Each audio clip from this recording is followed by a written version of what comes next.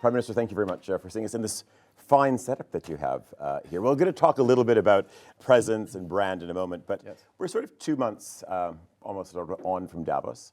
How's the message getting through? There's a bit of a settle down from what was delivered there. How are you feeling? Well, I feel good about it because I think the message did get through. It got through more broadly than I would have anticipated before. I mean, speaking to a specific crowd, but the popular take-up of it, and it can be on the streets of Japan, Australia, Canada, a number of people will just come up to me and they will have heard of the speech and agree with the message. And that tells me one thing is that people were already there. They'd already figured it out themselves, and it just hadn't been expressed necessarily by someone like me. As usual, politicians being behind the people. That's the first thing. The second thing is that at the core of that speech, you know, the pivot in the middle of the speech is towards a positive agenda. Okay, we have these challenges, integration's being weaponized. What do you do about it? Well, you go find countries that share your values on specific issues. They're not going to share your values on everything. And then you build together. And you recognize at the same time, and this is maybe where I should have started, is that you can't be truly sovereign, you can't be truly independent just by yourself. But if you pair up with somebody who's going to use that relationship against you, then of course, again, you're not truly sovereign, truly independent. Anyways, 2 years on, or 2 months on rather, a lot of engagement, like-mindeds in the Nordics.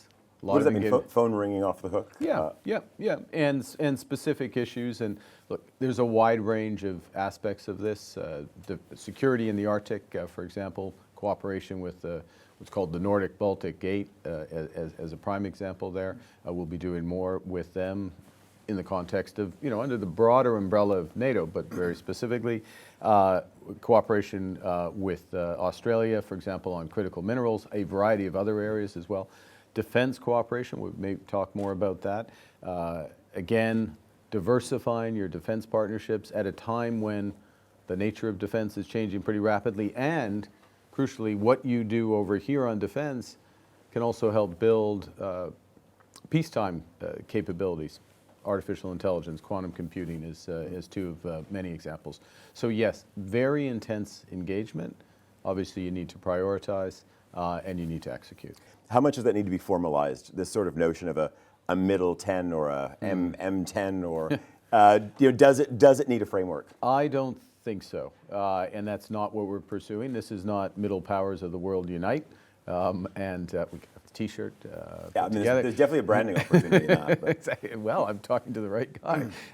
But the and the way we put it, for this is the point of variable geometry. You're not going to agree with everybody on everything at the same time, or with the same intensity and prioritization. So the coalition of the willing, which is backstopping Ukraine, it's quite broad, but it's not everybody.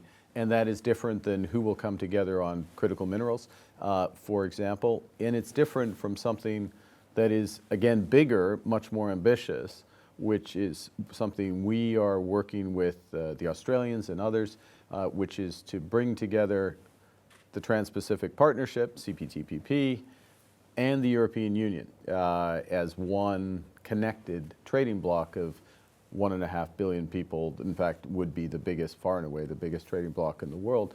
And that's what you can do when you search for issues where you have common ground. Last point, if I may, Tyler, which is one of the things I think is necessary is speed. We're in what we've called a rupture, a big shift in the way the world's operating.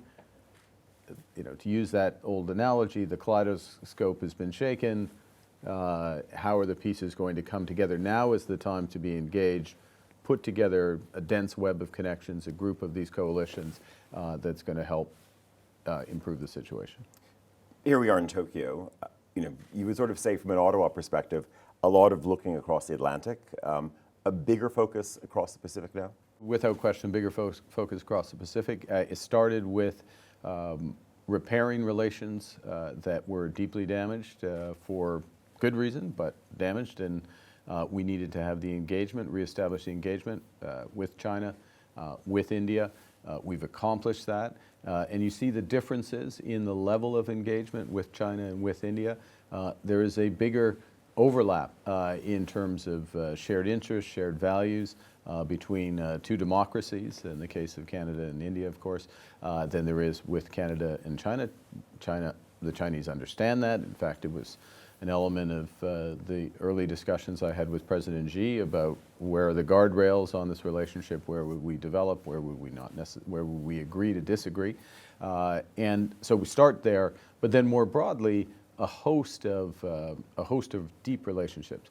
Korea, Canada and Korea, I mean, the overlap between our two countries is enormous. The areas for our cooperation, everything from in defense, we're talking with them and alongside with the Germans and the Norwegians, trying to decide on submarine perspectives, on space, satellite communications, again, critical minerals. They are some of the most important automotive companies in Canada. K-pop, cultural, beyond K-pop, of course, cultural connections, roughly similar sized economies. So that's one of many examples. I'm going to throw out a few others, if I may. We're negotiating a free trade agreement with Philippines. We've launched negotiations with Thailand. The ASEAN group of countries, we're in what we hope this year will be the final stages of that free trade negotiation. Of course, I'm just coming here from Australia, where we really stepped up the relationship. We have a great relationship, Canada and Australia, but it could be far, far deeper. I think that's something Prime Minister Albanese and myself, our cabinets agreed. And then also India, deepening. So there is a natural, look, we have deep ties with Europe. We have deep institutional ties. CETA is one example, the free trade agreement with the European Union. We're basically treated as a domestic producer as part of their defense, the European defense procurement process. So all of that's there. That gets deepened. But I think you sense, maybe from my list, the importance of this region in relative terms. Let's talk about this place, though. Japan within all of this.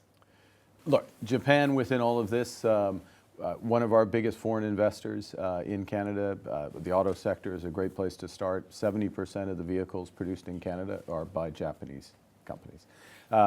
We provide 10% of the calories to Japan to give the other side in terms of our food and agri-food.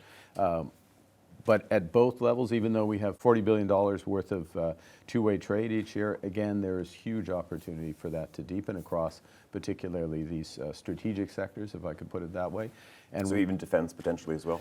Yes. In fact, what we have with this visit is a deepening in defense cooperation, information sharing, joint exercises, those elements. You know, Canada is the second most present of the G7 in defense here. We have virtually, it's not quite 365 days a year, but it's pretty close in terms of maritime exercise, air exercises, physical presence of troops, because obviously the security of the Indo-Pacific is fundamental. We're a Pacific nation, and this is one of our deepest allies here, and so the cooperation's there. I expect it to continue to build. And then related to that, look, we are both increasing our defense spend. To put some numbers around it, over the course of the next decade, Canada will invest around $500 billion. It's a huge number. A significant proportion, as you would expect, of that is in defense, submarines, aircraft, drones, material that's necessary, particularly to protect our Arctic, which is where the threats are rising. But just as much, if not more, is spent in what's called dual use. And think new ports, artificial intelligence, quantum computing, all of which is necessary to move forward. And some of the developments, again, on the resource side are directly tied to the military side, but have broader economic benefits for the country. We're doing that, and we're looking to do as much of that as possible with our closest partners. I'm curious that sort of the notion of new systems, unmanned, of course, is very fashionable. How do you make joining the Canadian forces attractive?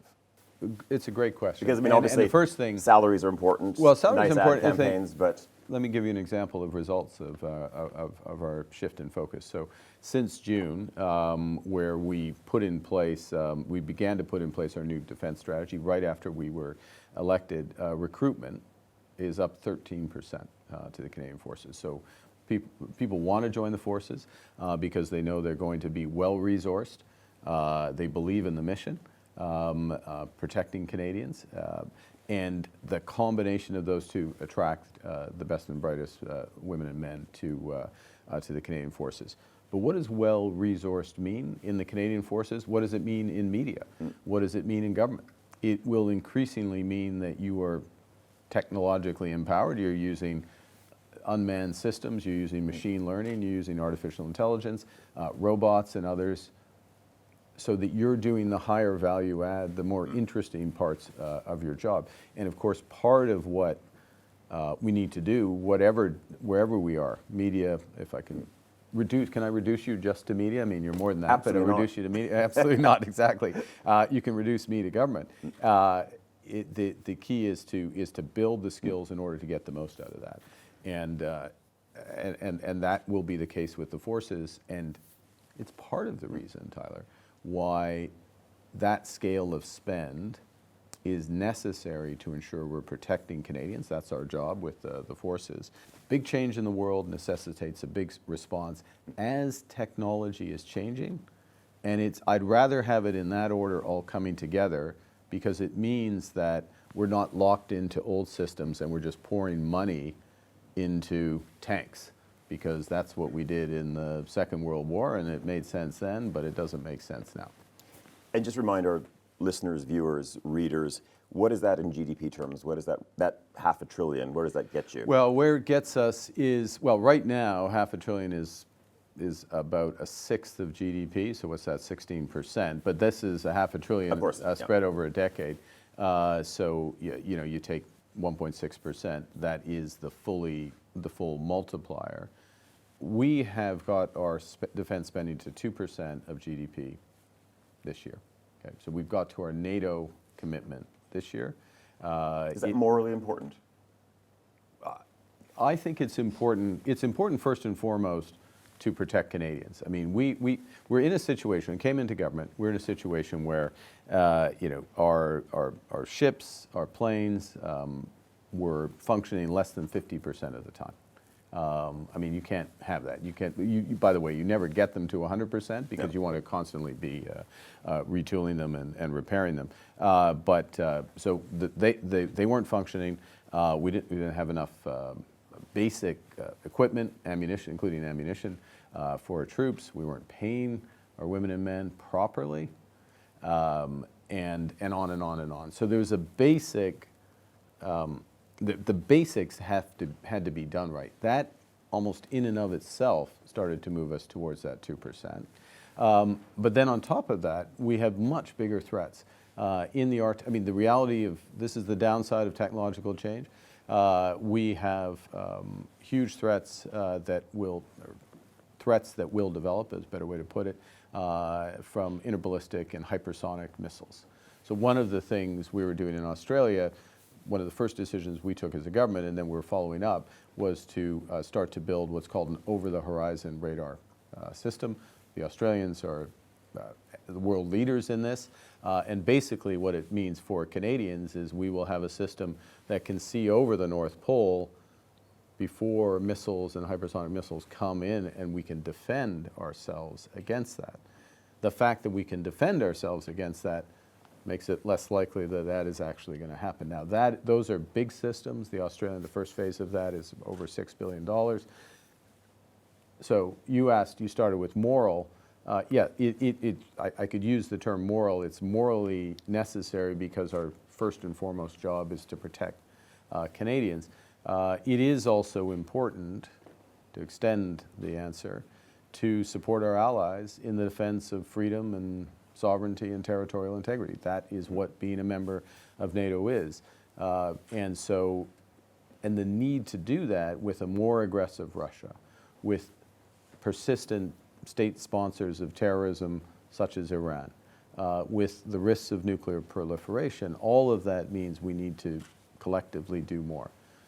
Within NATO, what we have been arguing, and our Nordic partners have been arguing, is that NATO needs to spend more time on its, let's call it its western flank, which means the Arctic.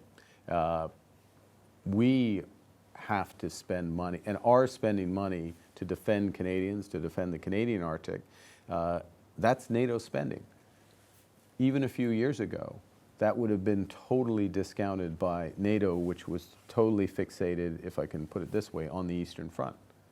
Well, risks come more broadly, and our Article 5 and other obligations extend there.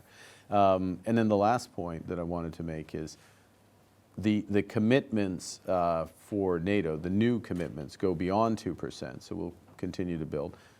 We're not going to spend more money than we need to protect ourselves, but we can see that it would be consistent with further increasing the defense spend, and that's what we're planning to do. That's where that $500 billion comes from. But at the same time, under NATO commitments, there is something called the Defense Industrial Pledge. And what that means is you should spend around 1.5% of GDP on your resilience. I'll call it your resilience. That means your ports, it can mean AI systems, cyber defenses, those aspects. It's often dual use.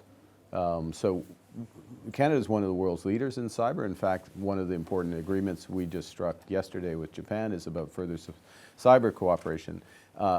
We need to continue to invest in that. And ultimately, by the way, you would know this, but quantum computing is very relevant to the future of cyber protection, information protection. So it's fundamental. We will invest heavily in that. The fact that we invest heavily in that will likely mean that commercially, for jobs, for future, for companies, Canada will continue to have a lead, and we're going to build those industries as a consequence. I'm curious about presence. You've been out on the road. We're in this amazing mission here. How does Canada show up moving forward? It's great that you're sort of flying around, but how do you sustain this? It's the right question. It's the right question. So the first thing is engagement in the run-up for me showing up. And let me take the example of India. So we had over five ministers, I'll keep it to that, who had a series of meetings between the time when Prime Minister Modi and I met at the G7 in Kananaskis, which was the restart of the relationship. There was more engagement in the past year than there had been in the previous 20 years put together. Okay, so that gives you a sense. The next thing is to make sure that our stakeholders are engaged. So again, in India, our business groups have now reformed and are re-energized, and so you get that cross-pollination. But importantly, we had 2 sets of visits from our universities. So there's the U13 in Canada, and curiously, 20 of them showed up. So I think they must be from the arts. They weren't counting necessarily, but we had 20 that are showing up, and a series of partnerships being struck with Indian universities. When I was there earlier this week, or this time last week, 4 of our top universities showed up again for reinforcing these partnership and scholarships. So you have to establish these connections at multiple levels, and then what you have to do, if you're me, is to, as you come back from a trip like this, is have very clear deliverables and timetables to do that, and follow up and ask and observe, and gradually that builds its approach down. And in the example of India, Prime Minister Modi and I have set the deadline of the end of this year to complete the trade agreement, the CEPA between the two of us, so-called CEPA, and that has a lot in it related, and so you create that natural aspect.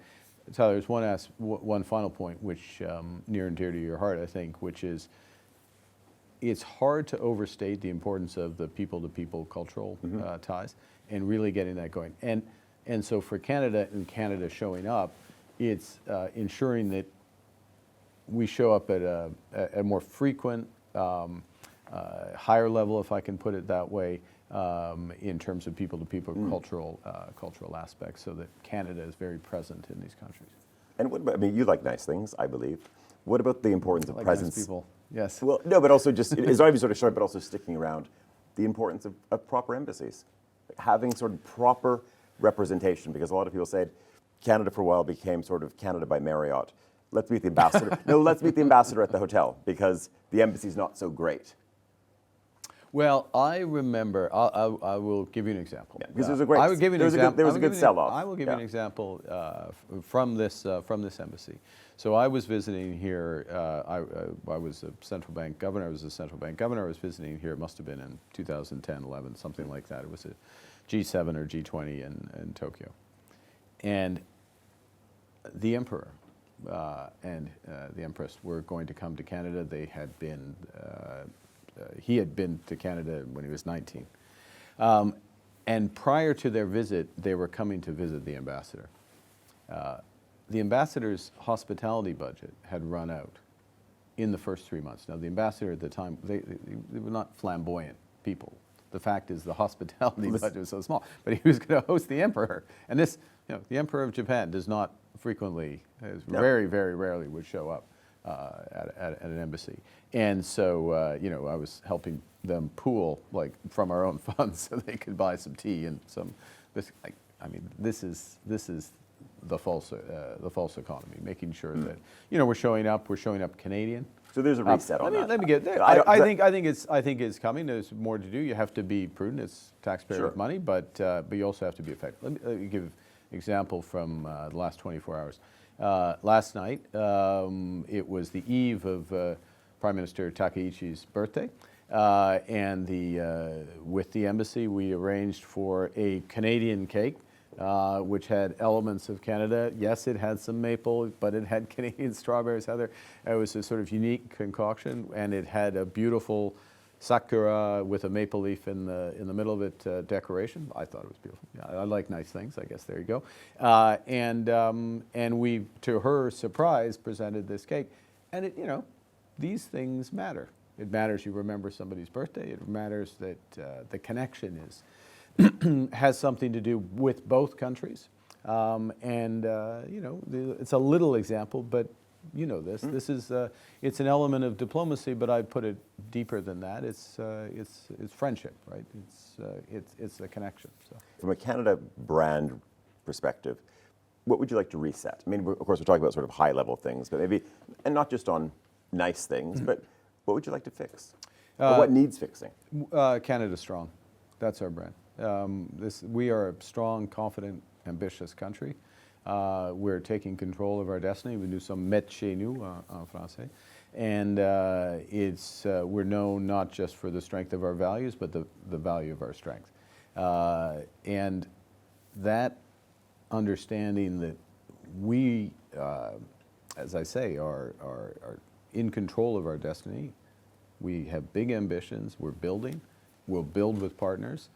And, the other elements of the Canadian character, that we're generous people, we care about the vulnerable, we support them, and that we're reliable in a world that's anything but.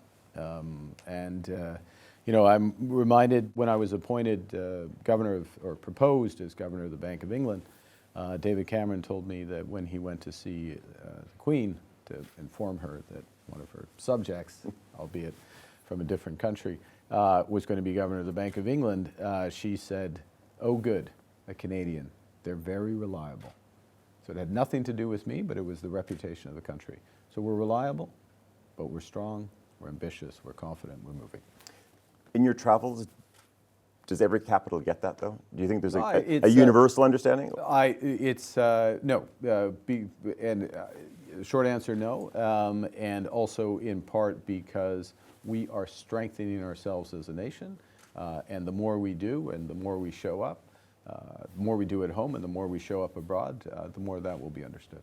So on Canada Strong, I'm curious, we're in this time of specific interests. Everybody has their own week, their own month, because they represent a community.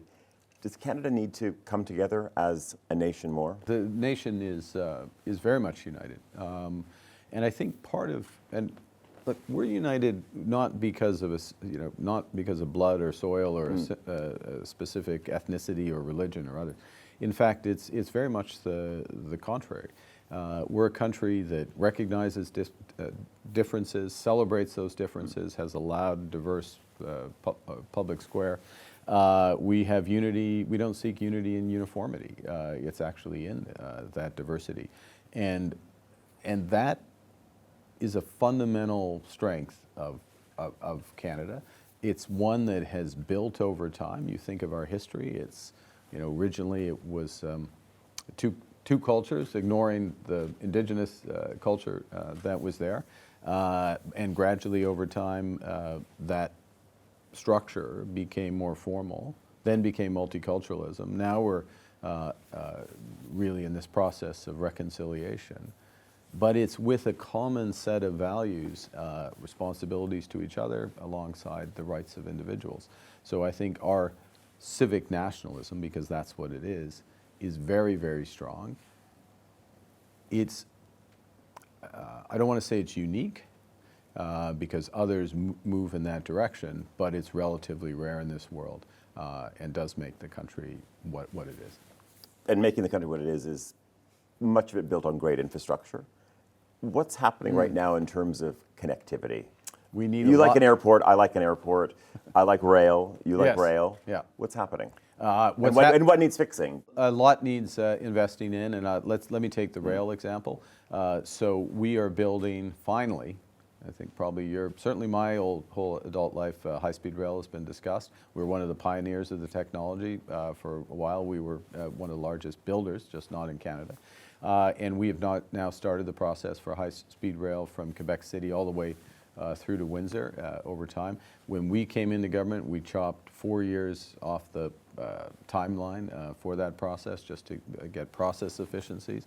It is... It's just bureaucracy, just getting rid of...